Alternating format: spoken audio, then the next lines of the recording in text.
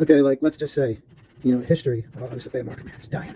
Okay, history will repeat itself because people still believe in certain contexts of life that have to do with barbarianism.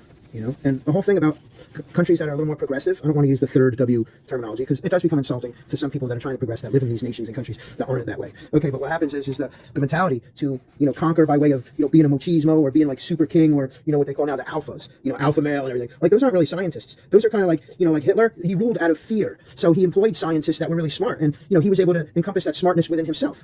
So it's like, but the ruling was out of fear and killing and stuff. So it's really like a crazy circumstance. And most people believe that like hey, if I have like 10 women and I have $1 billion, like I'm a top tier a predator or something like that. But really, there's almost nothing wrong with that. But if you're promoting ways that only allow people to progress in the world, if they do that same thing, then history will repeat itself. And that's why we have history repeating itself, because barbarianism, like I said, it doesn't breed intellect. And when you take like kids in America, they have the ability to grow up and not be involved with adult themed things, then the brain becomes of interest instead of the body and then the passions and urges. The kids want to learn, and we have to take stock in the children. And it's like no big deal for men to have women like still, but it's in abundance, like 40 years younger than them. And there's always, oh, it's a woman's fault anyway. It's not a woman, dude. It's still girls, whether you want to admit it or not. So it's like barbarianism, until it takes a backseat, history may repeat itself. And that's why the same tactics are being used. But for the rest of us that have brains, we see a more better circumstance. Like if you look at Star Trek, in relation to Star Wars, yeah, I mean, look, there's smart people. What are they doing? They're not going to, rape and pillage. They're going to gain information because they realize that progresses their civilization universe. So don't let history repeat itself this time. Maybe we'll be somewhere better, right?